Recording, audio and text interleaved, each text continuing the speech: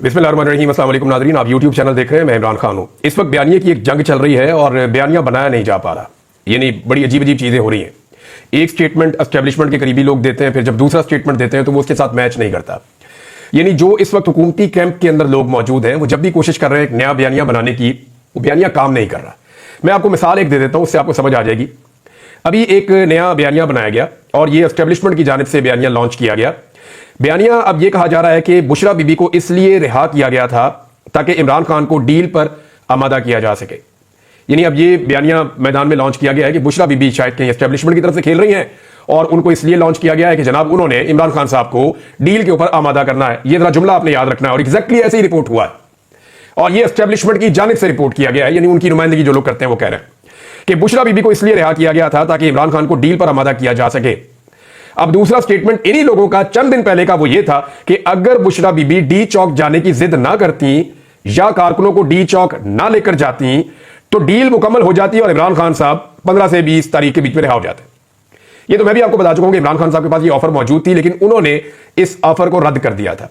उन्होंने जेल में रहना पसंद किया था, लेकिन उन्होंने ये कहा था कि मैं ऐसी कोई चीज नहीं मानूंगा जब तक कि मेरी शराइत के ऊपर अमल दरामद नहीं किया जाएगा। फिर 26 में जो कत्लेआम हो गया तो सिचुएशन पूरी की पूरी बदल गई। अब ये दो अलग स्टेटमेंट है।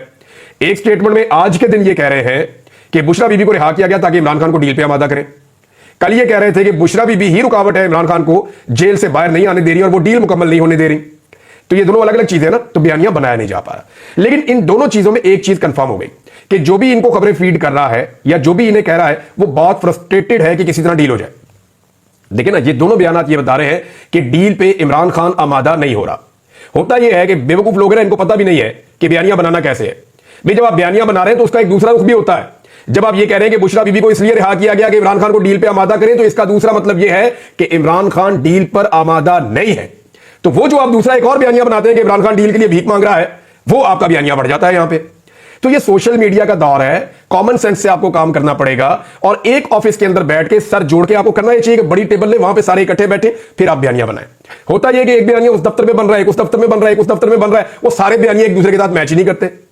एक बयानिया लॉन्च होता है कि जनाब बुशरा बीबी डील करवा रही है, दूसरे में लॉन्च होता है बुशरा बीबी डील खराब करवा रही है, तीसरे में लॉन्च होता है कि इमरान खान जो है वो डील मांग रहे हैं और बाकी जो बयानिया है वो सारे इसके साथ कंट्राडिक्ट है कि जनाब इमरान खान को डील पे बनाया जा रहा है। तो यहां साबित हो जाता है कि इमरान खान साहब, ये बात कंफर्म हो जाती है कि वो दरवेश आदमी जो है उससे डील मांगी जा रही है, वो डील करना नहीं चाह रहा।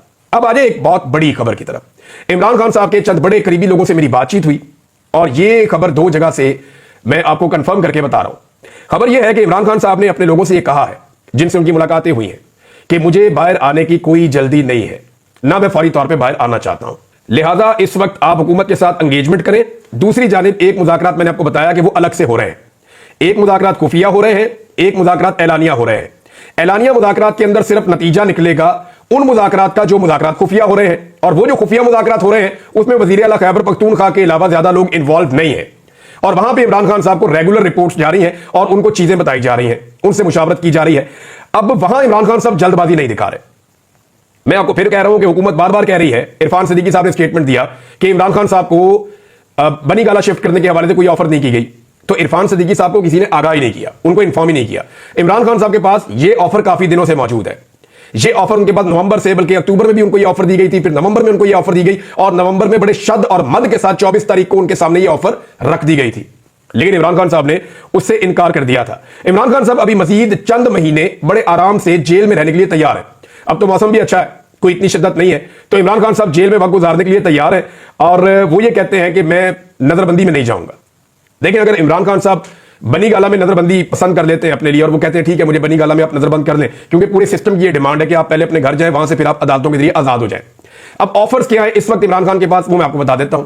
ऑफर यह है कि जनाब आप अपने घर में जाके हाउस अरेस्ट हो जाए, हम अदलिया के ऊपर से दबाव खत्म कर देंगे, आप अदलिया में अपने केसेस का सामना करके कानून के मुताबिक अपनी आजादी आप ले लें और जब आपको आजादी मिल जाए तो उस वक्त आप अपने घर में होंगे और वहीं पे आपके ऊपर से जो जेल का अमला उसको हटा लिया जाएगा और चीजें नॉर्मलाइज हो जाएंगी।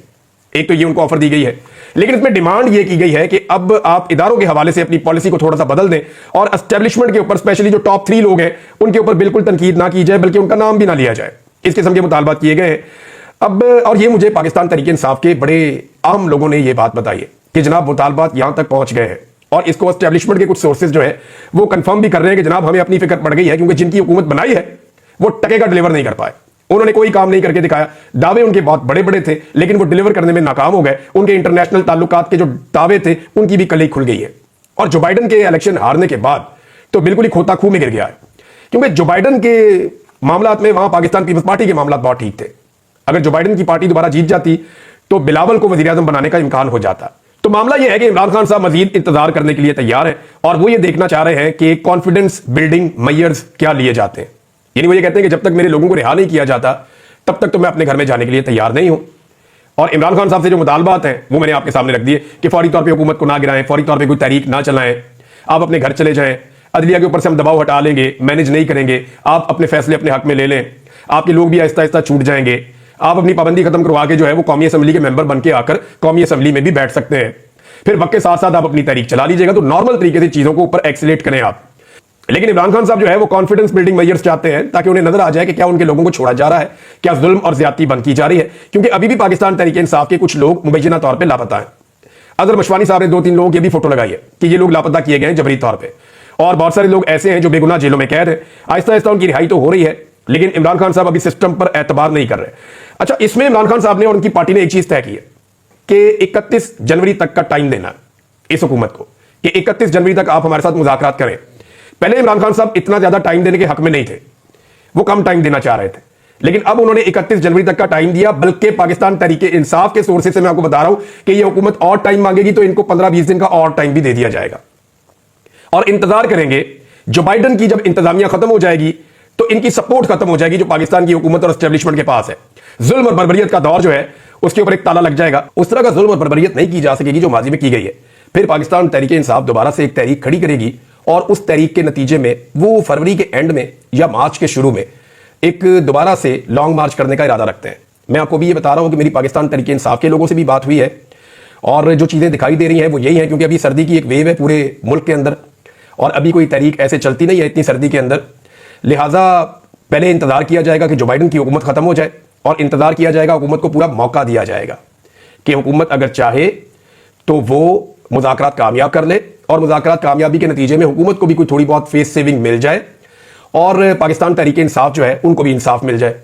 लेकिन अगर ऐसा नहीं होता तो फिर पाकिस्तान तहरीक इंसाफ ने अपनी तहरीक जो है वो बना रखी है और पाकिस्तान तहरीक इंसाफ के बकौल वो फिर जो सोर्सेज मेरे बता रहे हैं वो फिर एक तहरीक चलाएंगे दोबारा से मार्च के अंदर और वो इस तहरीक से मुख्तलिफ होगी और इमरान खान साहब को फिर वो आज़ाद करवाने के लिए पूरी कोशिश करेंगे। इंटरनेशनल प्रेशर भी बढ़ेगा, जबकि जो बाइडन की सपोर्ट भी या मगरबी सपोर्ट जो अब तक थी वो मौजूद नहीं रहेगी। इससे पहले पाकिस्तान तहरीक इंसाफ मुल्क भर में जलसों का आगाज भी करेगी और ये काम आप फरवरी के महीने में होता हुआ देखेंगे। यानी इमरान खान साहब को कोई जल्दी नहीं है इस वक्त बाहर आने के लिए या आज़ाद होने के लिए।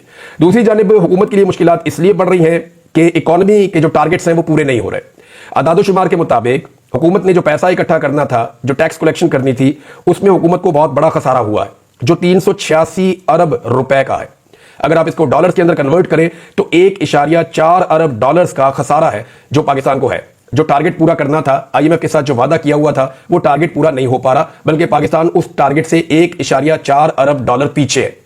तो अब IMF के साथ दोबारा बैठना पड़ेगा आने वाले कुछ अरसे के अंदर और IMF की सपोर्ट हासिल करने के लिए पीछे जो बाइडन इंतजामिया की पहले जैसी सपोर्ट मौजूद नहीं होगी।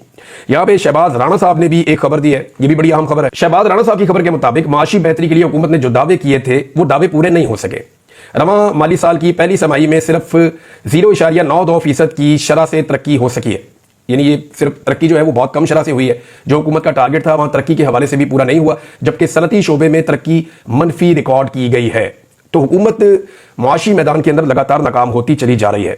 अदनान आदिल साहब के 3 ट्वीट्स हैं, मैं आपके सामने रखना चाहता हूं। सीनियर जर्नलिस्ट हैं और उन्होंने जो तहकीकात की हैं वो मैं आपके साथ शेयर कर देता हूं। अदनान आदिल साहब तीनों ट्वीट्स के अंदर कुछ ऐसी चीजें बता रहे हैं जो तवज्जो तलब है। एक, उन्होंने कहा कि नेपरा की अपनी रिपोर्ट के मुताबिक बिजली की पैदावार की असल कीमत ₹7.62 फी यूनिट है।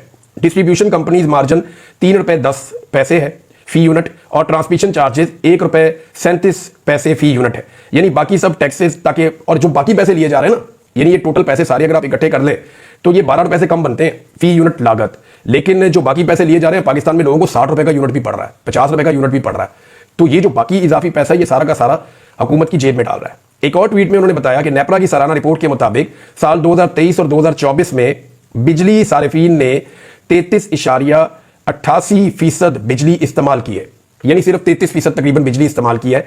बाकी जो 66 या 67% बिजली है वो इस्तेमाल नहीं हुई, लेकिन उसका बिल जो है वो सारिफीन ने अदा किया है। यानी आपने 1 यूनिट इस्तेमाल किया और आपने 3 यूनिट के पैसे दिए। ये पाकिस्तान के साथ किया गया और ये सारा नतीजा है 2013 में जो नवाज शरीफ और शहबाज शरीफ ने एक घिनौना खेल शुरू किया था इस किस्म के पावर प्लांट लगाने का, जिनमें बहुत बड़े बड़े मुबैना तौर पे कमीशन थे, वो हमारे गले पड़ गए आकर, क्योंकि इन्होंने अपने फायदे के लिए उस वक्त बहुत सारे पावर प्लांट लगा दिए थे। बहुत सारे ऐसे लोगों को फायदा तो मिल गया था जिन्होंने अपने पावर प्लांट लगाए और उससे बेशुमार पैसा बनाया, लेकिन पाकिस्तान को उसका नुकसान हुआ। पाकिस्तानी 1 यूनिट खर्च करते हैं और 3 यूनिट्स के पैसे देते हैं। ये यहां पे अदनान आदिल साहब ने रिपोर्ट किया। साथ ही वो बता रहे हैं कि 34 खानदानों की मलकियत 70 आईपीपीज ने गुज़िश्ता 1 साल में मजमूई तौर पर 966 अरब रुपए वसूल किए हैं। ये सिर्फ 34 खानदान हैं जिनके 70 आईपीपीज हैं। इन्होंने 966 अरब रुपए वसूल किए। लगभग 1000 अरब रुपया इन्होंने पाकिस्तानियों से वसूल किया है, जिनमें से 620 अरब रुपए सिर्फ कैपेसिटी पेमेंट के हैं। यानी जितना पैसा वसूल किया उसमें जो 2 हिस्से, अगर 3 हिस्से किए जाए उस पैसे के, तो 1 हिस्से की हमने बिजली खरीदी है, बाकी 2 हिस्से जो है वो हमने बिजली बनाए बगैर उनको दिए। अंदाजा करें आप, यानी 966 अरब रुपया हमने उनको जो दिया है उसमें से जो हमें बिजली मिली है वो 300 कुछ अरब की मिली है, जबकि 620 अरब रुपए की सिर्फ कैपेसिटी पेमेंट हमने पे की है। ये है पाकिस्तान के हालात। एक अच्छा इकदाम हुकूमत ने उठाया और ये बहुत अच्छा है अगर हुकूमत इसको कर गुजरे तो। हुकूमत ने फैसला किया है कि जो ईरान पाकिस्तान गैस पाइपलाइन है उसके ऊपर अमेरिका को एतमाद में लिया जाए, उसके साथ मुज़ाकरात किए जाए। ये बहुत पॉजिटिव साइन है, पाकिस्तान को हर हाल में ये करना चाहिए। अगर ये हुकूमत ये कर जाए तो ये इसका एक बहुत बड़ा कदम होगा, ये बहुत बड़ी कामयाबी होगी। हुकूमत ने दुरुस्त सिमत में ये कदम उठाया, क्योंकि देखिए पाकिस्तान में जो गैस की कीमत है वो अगर आप गुज़िश्ता कुछ अरसे की बात करें तो 850% बढ़ी है। जिन लोगों को चंद हज़ार बिल आता था उनको लाख लाख रुपए बिल आ रहा है। इतने बड़े बिल आ रहे हैं कि लोग पे नहीं कर पा रहे गैस का बिल। लिहाजा अगर हुकूमत किसी तरह से अमेरिका को इस पर राजी करती है या मुज़ाकरात के नतीजे में या किसी भी तरह ईरान से सस्ती गैस खरीदने का मंसूबा पाकिस्तान बना लेता है तो पाकिस्तान के अंदर गैस का बहरान बहुत हद तक टल जाएगा। लोगों को सस्ती गैस मिल जाएगी, आपकी सनतें भी चल जाएंगी, आपके जो सार्फिन है उनके लिए मसाइल भी हल हो जाएंगे। लिहाजा हुकूमत का ये एक पॉजिटिव कदम है, उन्हें इसके ऊपर जरूर आगे बढ़ना चाहिए। हामिद रजा काज़मी साहब ने एक बड़ा काम किया है। ये जो कमेटी है इंसानी हुकूक की कौमी असम्बली की, उसके सरबराह है और ये बड़े दिनों से कोशिश कर रहे थे कि जो 26 नवंबर को जो कुछ भी हुआ इस्लामाबाद में उस मामले के ऊपर कमेटी का इजलास तलब किया जाए। बार बार कोई ना कोई रुकावट आ जाती थी, हत्ता कि यहां तक हुआ जब इन्होंने अपने सरकारी स्टाफ को कहा कि तमाम लोगों को खबर की जाए और कमेटी का इजलास बुलाया जाए, तो उसके बाद वो जो सरकारी स्टाफ है उनके घर में 1 दर्जन से ज्यादा डाले पहुंच गए। नामालूम अफराद पुलिस के साथ पहुंच गए और उन पर शदीद दबाव डाला कि कोई भी तरीका करो, हामिद रजा काज़मी को गिरफ्तार करवाओ ताकि ये मामला जो है इसको रोका जा सके। लेकिन बड़ी कोशिशों के बाद बिल आखिर वो कामयाब हो गए और कमेटी का इजलास गुज़िश्ता रोज हुआ है। उसमें हामिद रजा काज़मी साहब ने बड़े सख्त सवालात उठाए, आईजी को भी तलब किया है, उससे भी सवालात उठाए और बहुत सारी ऐसी चीजें अब वो सामने लेकर आ गए हैं जिसमें जवाब देना पड़ेगा हुकूमत को। सीसीटीवी फुटेज के हवाले से वो प्लान कर रहे हैं, वो भी लेंगे। जो अस्पतालों का रिकॉर्ड है वो भी मांगा जाएगा, पुलिस से गोली चलाने का जवाब भी मांगा जाएगा। वहां पे जो एसपी इस्लामाबाद है उनके हवाले से बड़े सख्त सवालात हुए। एसपी ने कहा जी कि हमने लोगों को रोका, वहां पे हम तो रेड जोन में दाखिल नहीं होने दे रहे थे। तो इस पे जो हामिद रजा काज़मी साहब ने कहा जी आप कैसे लोगों को गोलियां मार सकते हैं, गोली तो आप नहीं चला सकते। अगर कोई ट्रैफिक का रूल्स की खिलाफ वर्जी कर रहा है तो आप चालान करेंगे या मैक्सिमम आप गिरफ्तार कर सकते हैं, आप लोगों को गोलियां नहीं मार सकते। ये गोलियां मारकर बहुत बड़ी गलती की गई है। बहरहाल अभी ये मामला आगे चलेगा। मेरी हामिद रजा काज़मी साहब से बात हुई तो उनका ये कहना है कि इसको हम यूं नहीं छोड़ेंगे, इस मामले को मंतकी अंजाम तक पहुंचाएंगे। अब नाज़रीन एक और इशू पे मैं आखिर में बात करना चाहता हूं। अगर कोई ये कहता है ना पाकिस्तान में ये जो पाकिस्तान के बड़े बड़े फैसले हैं दाखिली नौयत के, खारजी नौयत के और दिफाई नौयत के, वो पाकिस्तान के सियासतदानों ने किया है, तो वो अपने आप को भी धोखा देता है और पाकिस्तानियों को भी धोखा देता है, अपने देखने और सुनने वालों को भी धोखा देता है। जो 1971 है ना, वो सियासतदानों की वजह से नहीं हुआ था। अफगान जहाज डॉलरों की एवज जो किया गया था वो सियासतदानों का फैसला नहीं था। अमरीकी वॉर एंड टेरर का हिस्सा बनना पाकिस्तान की जानिब से ये सियासतदानों का फैसला नहीं था। जितने पाकिस्तान में मिलिट्री ऑपरेशंस हुए हैं वो सियासतदानों ने प्लान नहीं किए। दहशतगर्दों से मुज़ाकरात सियासतदानों के फैसले के मुताबिक नहीं हुए। टीटीपी से मुज़ाकरात सिर्फ इमरान खान का फैसला कैसे हो सकता है? खारजा और दाखिला पॉलिसियां सियासी हुकूमतों को बनाना चाहिए, लेकिन ये पाकिस्तान में सियासी हुकूमतें नहीं बनाती। पाकिस्तान में गुज़िश्ता 70 सालों से 4 मार्शल लॉ लगे और उसके अलावा मुल्क के तमाम बड़े फैसले जमहूरी अदवार या आप कह लेंगे सो कॉल्ड जमहूरी अदवार में भी एस्टेब्लिशमेंट ने ही किए हैं। कभी मलबा नवाज शरीफ पे पड़ जाता है, कभी भुट्टो पे पड़ जाता है, कभी बेनजीर पे पड़ जाता है, कभी किसी और पर डाल दिया जाता है और आज ये मलबा इमरान खान पे डाला जा रहा है। फैसला करने वाले एस्टेब्लिशमेंट के किरदार हमेशा बरी ज़िम्मा हो जाते हैं, कभी उन्हें उनकी हरकत की वजह से कटहरे में खड़ा नहीं किया गया। जब भी कोई सियासतदान इनकार करता है ना तो उसके खिलाफ गेम हो जाती है। जैसे आपको याद होगा कायद आज़म के साथ क्या हुआ, फातिमा जिन्ना के साथ क्या हुआ, लियाकत अली खान के साथ क्या हुआ, जुल्फ़िकार अली भुट्टो के साथ क्या हुआ, दीगर और बहुत सारे सियासतदान हैं, बेनजीर भुट्टो के साथ क्या हुआ और फाइनली इमरान खान साहब के साथ क्या हुआ। कुछ सियासतदानों को इस खेल की समझ आ गई। अब वो एस्टेब्लिशमेंट के साथ कुछ लो और कुछ दो का खेल खेलते हैं, जैसे मियां नवाज शरीफ है, जैसे फजलुर रहमान साहब है, जैसे जरदारी साहब है। तो उनको डीलिंग करनी आ गई है, उन्हें पता चल गया कि इनके साथ डीलिंग करो, कुछ इनको ब्लैकमेल करो, कुछ इनसे ब्लैकमेल हो जाओ, तो कुछ ले और देकर इक्तदार का हिस्सा बने रहे। तो नाज़रीन, अब तक के लिए इतना ही। अपना ख्याल रखिएगा, अपने चैनल का भी। अल्लाह हाफ़िज़।